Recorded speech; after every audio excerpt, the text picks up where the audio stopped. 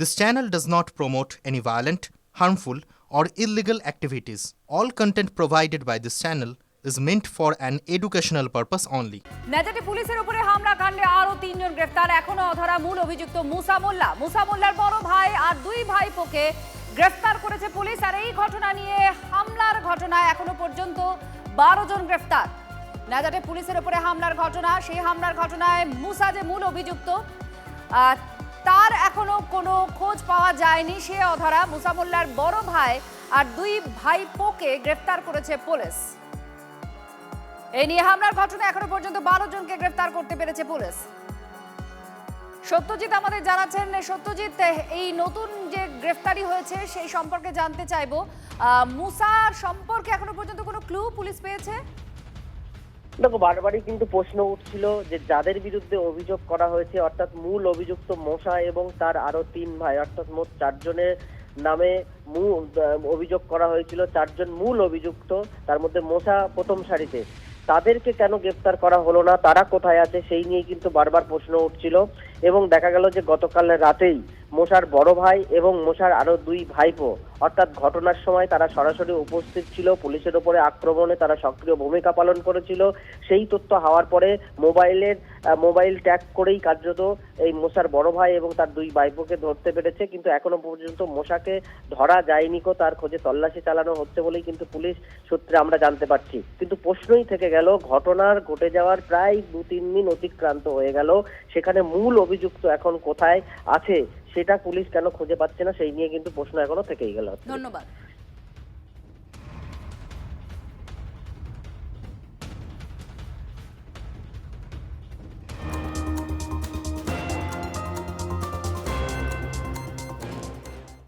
Bhatpara shoot out, গ্রেফতার করা হলো 5 অভিযুক্তকে। বাকি অভিযুক্তরা কোথায়? তল্লাশি চালাচ্ছে পুলিশ। এলাকা দখলকে কেন্দ্র করেই গতকাল বিকেলে উত্তপ্ত হয়ে ওঠে ভাটপাড়ার নিমতলা। বাইকে করে এসে 4 রাউন্ড গুলি চালিয়ে পালায় দুষ্কৃতীরা। এই তল্লাশি করতে গিয়েই 5 জনকে ধরতে পারে পুলিশ, কিন্তু আগ্নেয়াস্ত্র পাওয়া যায়নি।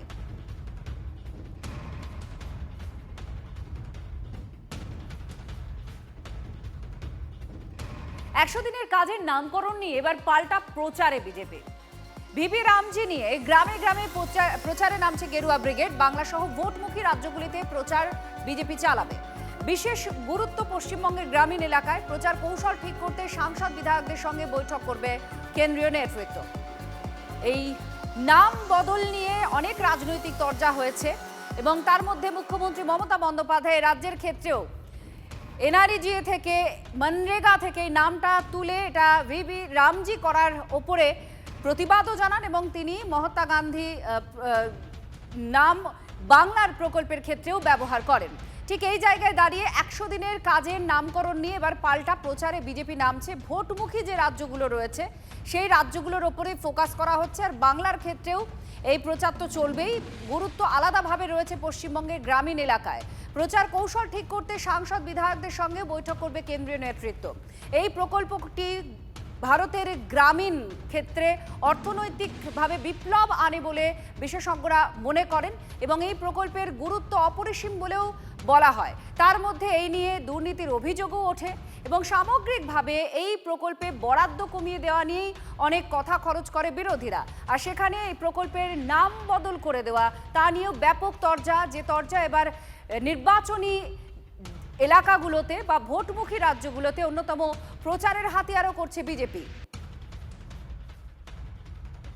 ইন্ডিয়া জোটের পাল্টা প্রচারে এবার বিজেপি নামতে চলেছে, কারণ কংগ্রেসও সিদ্ধান্ত নিয়েছে, ইন্ডিয়া জোটও সিদ্ধান্ত নিয়েছে। এই নিয়ে লাগাতার তারা প্রতিবাদ প্রচার করে যাবে। মনরেগা বনাম ভিভি রামজি। ইউপিএ আমলে এই মনরেগার শুরু হওয়া এবং সেক্ষেত্রে ভারতের গ্রামীণ অর্থনীতিতে একটা বিপ্লব আনে এই প্রকল্প, এই দাবি বিশেষজ্ঞরা বারবার করে এসেছেন। সেই মনরেগার নাম বদল ভিভি রামজি করা নিয়ে অনেক কথা খরচ হয়েছে সংসদের ভেতরে বাইরে এবং এবার রাজনীতিক ক্ষেত্রে আলাদা একটা গুরুত্ব এলো যখন বিজেপি এটা নিয়ে প্রচারে নামছে। ভোটমুখী যে রাজ্যগুলো রয়েছে সেই রাজ্যগুলোতেই মূলত প্রচার। পশ্চিমবঙ্গের যে ফোকাস এলাকা সেটা হচ্ছে গ্রামীণ এলাকা। এই সমস্ত জায়গায় এই বিষয় নিয়ে বিজেপি এবার প্রচারে নামতে চলেছে। ভোটমুখী বাংলায় বিশেষ নজর দিচ্ছে বিজেপি। গ্রামে গ্রামে তারা প্রচার করবে এই প্রকল্প নিয়ে। জয়প্রকাশ মজুমদার এই মুহূর্তে আমাদের সঙ্গে রয়েছেন, তার প্রতিক্রিয়া নেব। জয়প্রকাশ বাবু, কি বলবেন? বিজেপি এবার এই রামজি নিয়ে প্রচারে নামতে শুরু করেছে। আমাদের রাজ্যের ক্ষেত্রে গ্রামীণ এলাকাগুলোয় তারা ফোকাস করছে। দেখুন, মহাত্মা গান্ধীকে শারীরিকভাবে হত্যা করেছিল 1948 সালে এই আরএসএস, তৎকালীন জনসংঘ এবং এখন যে বিজেপি যারা সেই মতাবলম্বী সেই লোকরা হত্যা করেছিল গান্ধীজিকে। আর তাদেরই উত্তরসূরি তারা আজকে মহাত্মা গান্ধীর নামটা মুছে দিতে চাইছে, জাতির জনক মহাত্মা গান্ধীর নাম মুছে দিতে চাইছে।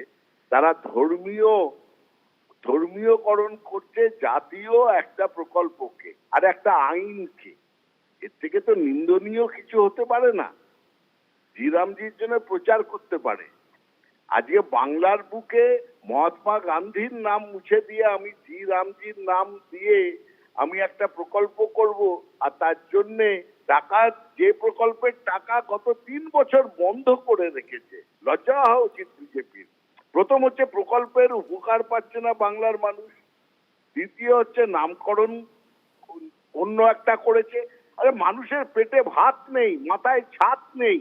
এই কেন্দ্রীয় সরকার বিজেপির বদান্যতায়, তাদের অত্যাচারে, তাদের বঞ্চনাতে বাংলার মানুষ উচিত জবাব দেবে। এই প্রচার করতে গেলে ওরা বিপদে পড়তে পারে।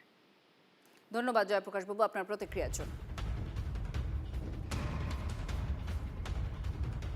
মৌসম বেনজির নূর তার ঘর ওয়াপসির পর মুখে কুলু পেটেছেন তৃণমূলের নেতারা। কল্যাণ বন্দ্যোপাধ্যায়, কুণাল ঘোষ, শশী পাজা কেউই এই নিয়ে কথা বাড়াতে চাইছেনই না। তৃণমূলের মালদার নেতারা অবশ্য আবার এর মধ্যে শুভেন্দু অধিকারীর হাত দেখতে পাচ্ছেন। হাতের হাত ধরলেন মৌসম, তাতে কিনা বিজেপি নেতার হাত। গনি খান চৌধুরীর বাড়ির মেয়ে মৌসম বেনজির নূর লড়েছিল 19-এ, তাকে তো ঘরে ঢুকিয়ে দিয়েছেন। এই তো শুক্রবার মালদা চাঁচলের সভায় মৌসুমের নাম মুখে এনে তৃণমূলকে আক্রমণ করেছিলেন শুভেন্দু অধিকারী। একদিন পর শনিবারই মৌসম বেনজির নূরের দলবদল। তৃণমূল ছেড়ে আবার পুরনো দল কংগ্রেসে বিয়ে গনি খান চৌধুরীর ভাগ্নি, এবং তার পিছনে শুভেন্দুর হাতই দেখছে মালদার তৃণমূল। আজকে তিনি শুভেন্দু অধিকারীর হাতে তামাক খেয়ে কংগ্রেসে জয়েন করলেন। এর আগে এই শুভেন্দু অধিকারীর হাত ধরে রাজ্যসভার সাংসদ হয়েছিলেন এই মৌসম নূর। 2019 সালে তৃণমূলে যোগ দেন মৌসম। শুভেন্দু তখন তৃণমূলের মালদা জেলার পর্যবেক্ষক। তার পরের বছরই মৌসম রাজ্যসভা সাংসদ হন। কিন্তু 2020 ডিসেম্বর থেকে শুভেন্দু বিজেপিতে, সেই তিনিই নাকি মৌসুমের দলবদলের নেপথ্যে কারিগর। এমন যুক্তি শুনে চিমটি কাটতে ছাড়ছে না মালদার বিজেপি। দেখুন, ভারতীয় জনতা পার্টির ক্ষমতা কত এটা তৃণমূল কংগ্রেস কিন্তু বুঝতে পেরেছে। কারণ আমাদের বিরোধী দলনেতার কথাতে যদি কংগ্রেস এবং তৃণমূল কংগ্রেস পরিচালিত হয় তো সার্বিকভাবে এটা ভারতীয় জনতা পার্টির জয়। মালদার কংগ্রেস অবশ্য মৌসুমের ঘর ওয়াপসিতে খুশি। আমাদেরকে মামা করে বলে, রুবিদির যেহেতু মেয়ে, আমরা ভাগ্নি করে বলি। পরিচিত ঘর, সেই ঘরে ফিরে আসলো তৃণমূল বিজেপির বিরুদ্ধে লড়াই করার জন্য। এটা আমাদের কাছে ভালো দিক। তৃণমূল কি চিন্তিত? এই জেলায় লোকসভা ভোটে তৃণমূল শূন্য। চাঁচলে দাঁড়িয়ে সে কথা স্মরণ করিয়ে দিয়েছিলেন শুভেন্দু অধিকারী। মালদার 12-র মধ্যে 8 বিধানসভা জয়ের লক্ষ্যমাত্রা ধার্য করে দিয়ে এসেছেন শুভেন্দু। এই জেলায় 2টো লোকসভা কেন্দ্র আপনি দেখুন, 12টা আসন, একটাও তৃণমূলের লিড নেই। মৌসুমের দলবদল নিয়ে মালদা তৃণমূল বেশ খানিকটা হতচকিত।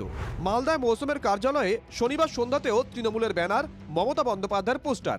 আচমকা মৌসুম বিগড়ে যাওয়ায় মেপে কথা বলছেন তৃণমূলের রাজ্য স্তরের নেতা নেত্রীরাও। দেখো, আমার পূর্ণাসম ওর সম্বন্ধে কোনো কথা আমি বলবো না। তো ও যেখানে মর্জি সেখানে গেছে, আচ্ছা বেশি কিছু আমি বলবো। উনি যে ডিসিশনটা নিয়েছেন মৌসম নূর, এটা ওনার নিজস্ব, এবং সেটা নিয়ে আমাদের কিছু বলার নেই। এই মুহূর্তে মৌসম নূরের সিদ্ধান্তের উপর কোনো মন্তব্য করছি না। কংগ্রেস ভাঙিয়ে নেতাদের যোগদান করায় তৃণমূল, এটাই বঙ্গ রাজনীতির ইদানিংকালের দস্তুর। উলটপুরাণ দেখেই কি মুখে কথা সচ্ছে না তৃণমূল নেতাদের? বিধানসভা ভোটের আগে মালদার অঙ্ক এতটাই কি উল্টোপাল্টা করে দিলেন মৌসুম? Bureau report, TV9 Bangla.